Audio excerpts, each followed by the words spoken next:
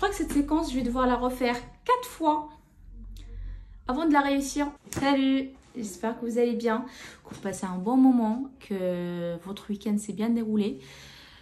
Là, on se retrouve avec une nouvelle toute petite vidéo. Je me suis dit, je vais partager mon expérience avec vous et en même temps pour savoir comment vous l'avez vécu aussi. Donc, si vous avez cliqué sur la vidéo, c'est que vous savez déjà, on va parler de quoi? Mon premier trimestre. Comment dire? Attendez, je vais bien m'installer. Je galère en ce moment avec la grossesse. Je trouve pas la bonne position. Donc voilà, vous allez comme à chaque fois, vous allez me supporter. C'est pénible pour vous et pour moi, juste en termes de position, mais j'aime bien faire la vidéo, comme vous le savez déjà. Bref, allez, on commence. Premier trimestre, je vais pas vous parler en fait en termes de comparaison entre ma première grossesse et ma deuxième grossesse. Je vais vous parler surtout de mon premier trimestre pour cette grossesse actuellement. Donc, comment dire? Bien sûr, je sais pas pourquoi. Je sais pas si c'est le cas pour vous, mais moi en tout cas, il y a un truc, que ce soit pour la première grossesse ou la deuxième grossesse, il y a un élément déclencheur. Parce que quand on dit premier trimestre, en vrai, on parle tout le temps des symptômes, des nausées du premier trimestre, bien évidemment. Mais quand est-ce que ça commence? On va dire les premiers signes de grossesse, ou on va dire les premières nausées. Pour moi, l'élément déclencheur, c'est au moment où je découvre que je suis enceinte. Paf, une semaine plus tard, j'ai les nausées. Alors pour ma part, j'ai découvert la grossesse aux alentours du 1 mois à peu près. Donc on va dire à partir de la 5e semaine, j'ai commencé à avoir les symptômes. Bien sûr, qui dit premier trimestre dit les nausées. Quand on parle de nausées ou de symptômes de premier trimestre, bien sûr, on parle de quoi? Vomissement, perte d'appétit, nausées matinales. Oh my god, ça rappelle trop de souvenirs. Il y a quoi d'autre encore? Moi, j'avais eu quoi? L'odorat qui est hyper développé, mais genre, c'est impossible. Par exemple, mon mari, quand il mettait un parfum, quand il revenait du travail, je le sentais de loin. Quand quelqu'un fume au 3e étage, je le sens. Je sens l'odeur de sa cigarette. On a quoi encore? À vrai dire, bon, ça c'est les symptômes plus ou moins que la majorité des femmes elles ont. Alors il y en a d'autres qui sont épargnés. Vous avez de la chance, croyez-moi. Moi malheureusement, j'ai eu le droit à tout. Et j'ai eu le droit à un de ces symptômes. Oh my god. Oh my god, oh my god, oh my god. Je sais pas comment vous dire, je l'ai eu, je comprenais pas pourquoi je l'ai. J'ai fait des recherches, apparemment on n'est que 5% de femmes à avoir ce symptôme durant la grossesse, et c'est l'hypersalivation. Et oui, c'est dégueulasse, je le sais, je suis vraiment désolée. Et d'ailleurs c'est pour ça qu'à chaque fois que vous me voyez dans les vidéos, je suis obligée de manger ou boire quelque chose parce que sinon, voilà quoi. Vous avez compris, vous avez l'image, je suppose. Donc en fait, j'ai le symptôme que je traîne encore aujourd'hui, c'est l'hypersalivation. À partir du premier rendez-vous avec ma gynéco, je lui ai expliqué que voilà, j'arrive pas. Bon, pour celles qui ne savent pas c'est quoi l'hypersalivation, ça veut dire que la femme enceinte, elle salive de trop et en plus de ça, elle n'accepte pas sa salive. Donc, on a tout le temps envie de cracher. Voilà. Alors là, je vous ai dit que c'était dégueulasse. C'est pénible. Parce que moi je l'ai toujours. C'est pénible. Donc moi, ma gynéco, elle me dit oui, c'est normal, ça arrive. Il y a des femmes qui ont ce symptôme, ou plutôt un syndrome d'hypersalivation. Mais ça peut partir. Alors il y en a pour qui ça s'arrête au bout du 3e mois. D'autres qui le traînent jusqu'au 6e mois.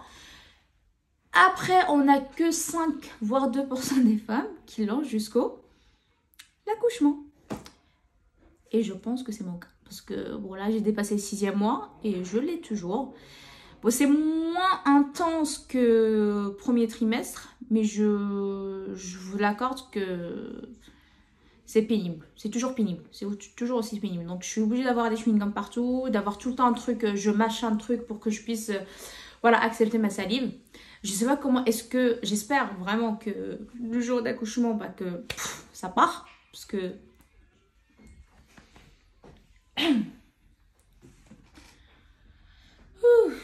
Pardon. J'étais où? Oui, je vous disais, j'espère que au moment de l'accouchement, que ça partira comme ça, en fait, comme c'était arrivé. Parce que franchement, j'étais pas prévenue, hein, c'est arrivé comme ça, du jour au lendemain. Puis voilà.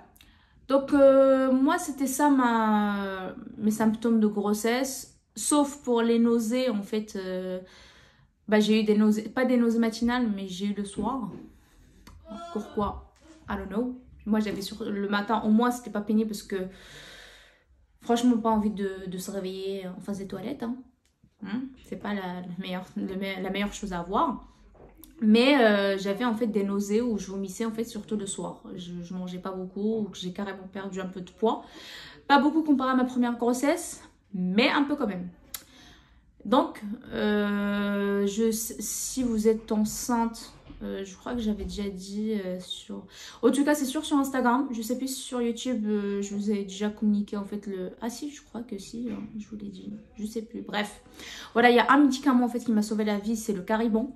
Franchement, celui qui l'a inventé, en tout cas, c'est sorti en 2020. Parce que moi, pour ma petite qui est née en 2019, je ne l'ai pas eu. Donc voilà, j'ai bien souffert. Mais pour cette grossesse, du coup, quand j'ai eu ma gynéco, elle m'avait dit qu'apparemment il y a un médicament, il s'appelle Caribon. Et il est top pour les nausées. Et franchement, honnêtement, oui. Franchement, il est...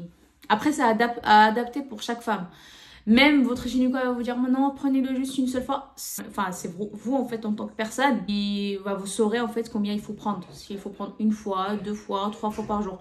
Moi, honnêtement, j'avais pas envie de vomir. Je prenais 3 fois par jour.